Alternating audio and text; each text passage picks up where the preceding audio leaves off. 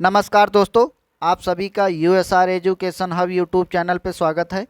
आज हम आपको लेके आए हैं वीकली करंट अफेयर सेशन में, जो कि पूरे एक वीक 17 से 23 अप्रैल के बीच के प्रश्न होंगे। तो आइए देखते हैं क्या है प्रश्न। पहला प्रश्न है, किस देश ने आयरन बीम प्रणाली का सफलतापूर्वक परीक्षण किया है? तो दोस्तों यह आयरन बीम प्रणाली का सफलतापूर्वक परीक्षण किया है इजराइल ने।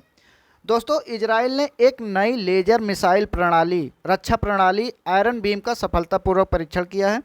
दोस्तों यह आयरन बीम प्रणाली ड्रोन सहित किसी भी हवाई वस्तु को हवा में ही नष्ट कर सकता है। दोस्तों आयरन बीम प्रणाली जो है एक मिसाइल रक्षा प्रणाली है। अगला प्रश्न है, सेना के कमांडरों का सम्मेलन कहाँ शुरू हुआ है? तो दोस्तों सेना के कमांडरों का सम्मेलन शुरू किया गया है नई दिल्ली में। दोस्तों यह सम्मेलन हर साल अप्रैल और अक्टूबर में शीर्ष स्तर पर सेना के कमांडरों द्वारा आयोजित किया जाता है, जिसमें सेना को और बेहतर बनाने के लिए एक दूसरे से अपना चर्चा करते हैं। दोस्तों इस सम्मेलन में आर्मी वेलफेयर एजुकेशन सोसाइटी और आर्मी ग्रुप इंश्योरेंस फंड के बोर्ड के गवर्नर की बैठक की जाती है। दोस्तों अगला प्रश्न है, भारत के 29वें आर्मी चीफ कौन बने हैं? तो दोस्तों भारत के 29वें आर्मी चीफ बने हैं मनोज सी पांडे। मनोज पांडे जी को भारत के 29वें आर्मी चीफ बनाया गया है।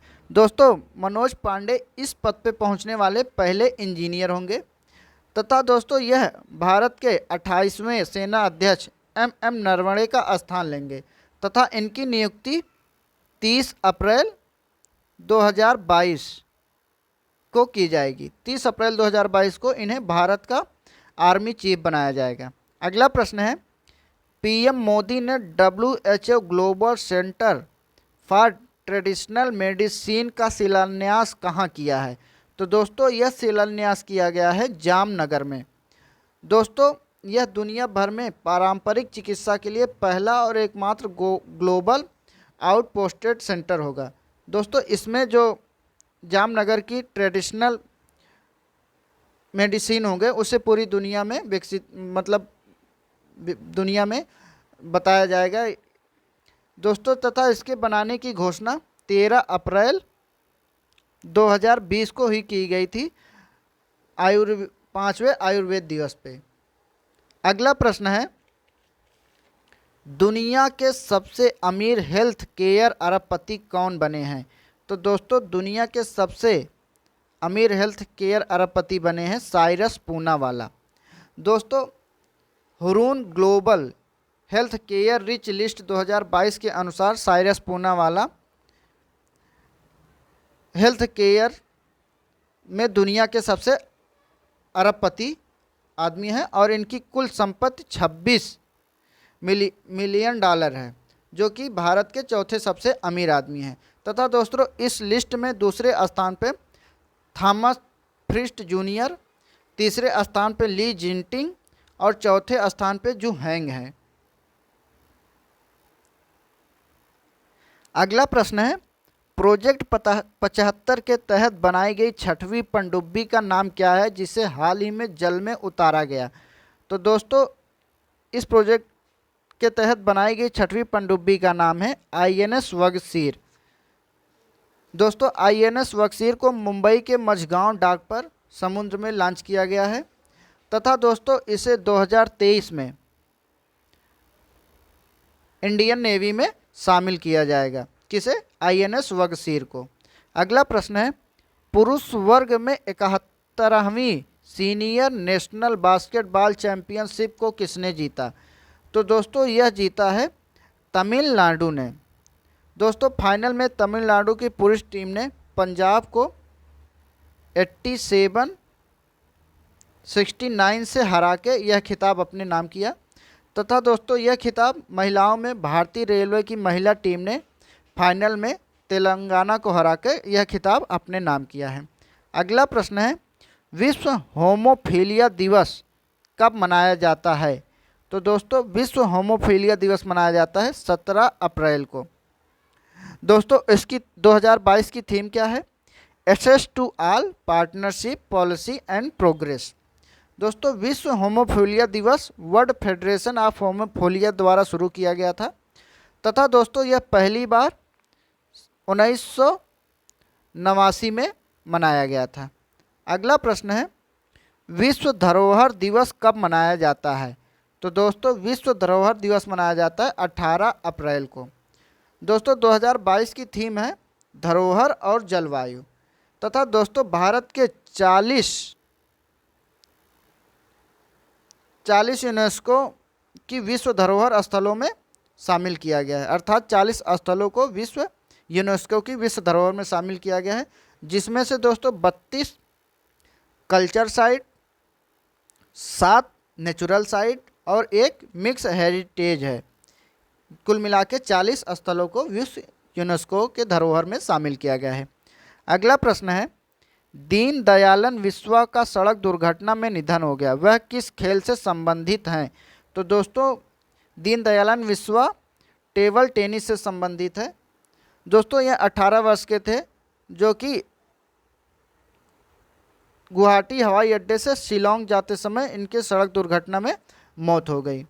दोस्तों यह 83वीं senior national table tennis championship के हिस्सा लेने जा रहे थे, जिसमें इनकी सड़क दुर्घटना में शिलोंग में मौत हो गई। अगला प्रश्न है कायरन पोलार्ड ने अंतर्राष्ट्रीय क्रिकेट से संन्यास लिया है, वह किस टीम के लिए क्रिकेट खेलते थे? तो दोस्तों कायरन पोलार्ड वेस्ट इंडीज़ के लिए क्रिकेट खेलते थे, जो अभी हाल ही में संन्यास ले लिया है। दोस्तों कायरन पोलार्ड वेस्ट इंडीज़ के लिए 123 वनडे मैच तथा 101 T20 मैच खेले हैं तथा दोस्तों Kieron Pollard West Indies team के T20 तथा वनडे टीम के कप्तानी भी की है। दोस्तों अभी हाल आईपीएल में कायरन पोलार्ड मुंबई इंडियंस के लिए खेलते हैं। अगला प्रश्न है पृथ्वी दिवस कब मनाया जाता है? तो दोस्तों पृथ्वी दिवस मनाया जाता है 22 अप्रैल को। दोस्तों 2022 की थीम है इन्वेस्ट इन योर प्लैनेट। पृथ्वी दिवस 2022 की थीम है इन्वेस्ट इन योर प्लैनेट तथा दोस्तों 2022 में पृथ्वी दिवस की यह 52वीं वर्षगांठ होगी तथा इस पृथ्वी दिवस पहली बार 22 अप्रैल 1970 को मनाया गया था।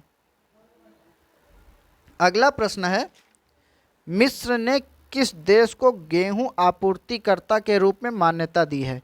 तो दोस्तों मिस्र ने भारत को गेहूं आपूर्तिकर्ता के रूप में मान्यता दी है, क्योंकि दोस्तों मिस्र दुनिया में गेहूं के सबसे बड़े आयातकों में से एक है। दोस्तों वह वर्तमान में रूस और यूक्रेन से अधिकांश गेहूं आयात करता था, लेकिन रूस और यूक्रेन में युद्ध के बीच उसे आपूर्ति नहीं हो पा रही थी, जिससे दोस्तों मिस्र ने भारत को गेहूं आपूर्ति के रूप में मान्यता दी है। अगला प्रश्न है समाज सेविका बिल्किस ईधी का निधन हो गया, उनका संबंध किस देश से है? तो दोस्तों समाज सेविका बिल्किस ईधी का संबंध पाकिस्तान से है। दोस्तों यह पाकिस्तान की एक समाज सेविका हैं। दोस्तों बिल्किस ईधी फाउंडेशन की प्रमुख थी। दोस्तों इन्हें जन सेवा के लिए सन 1986 में रेमन मैग्सेस पुरस्कार भी मिला था तथा 2015 में सामाजिक न्याय के लिए इन्हें mother Teresa memorial international award भी मिला था। अगला प्रश्न है कॉमनवेल्थ गेम्स 2026 में किस खेल को हटा दिया गया है? तो दोस्तों कॉमनवेल्थ गेम 2026 में कुश्ती, निशानेबाजी, तीरंदाजी इन तीनों खेलों को हटा दिया गया है तथा दोस्तों कॉमनवेल्थ गेम 2026 की मेज़बानी ऑस्ट्रेलिया का विक्टोरिया शहर करेगा। दोस्तों इस तीनों खेल को हटाने से भारत को काफ़ी नुकसान होगा, क्योंकि भारत कुश्ती, निशानेबाजी और तीरंदाजी में काफ़ी अच्छा प्रदर्शन करता था। अब ये हट जाने से भारत को काफ़ी नुकसान होगा। दोस्तों 2026 कॉमनवेल्थ 2026 में क्रिकेट सहित कई अन्य खेलों को कॉमनवेल्थ गेम में जोड़ा जाएगा। अगला प्रश्न है, भारत और कौन सा देश क्वांटम कंप्यूटिंग पर एक वर्चुअल नेटवर्क केंद्र स्थापित करने के लिए सहमत हुए हैं? तो दोस्तों यह भारत के साथ सहमति बनी है। फिनलैंड के साथ भारत ने यह सहमति किया है, जिसमें क्वांटम कंप्यूटिंग पर एक वर्चुअल नेटवर्क स्थापित करेगा। दोस्तों भारत ने इस वर्चुअल नेटवर्क को स्थापित करने के लिए भारत के आईआईटी मद्रास, IISER पुणे और CDCA पुणे का नाम प्रस्तावित किया है। अगला प्रश्न है, भारत के पहले पोर्टेबल सोलर रूफटॉप सिस्टम का उद्घाटन कहाँ किया गया है?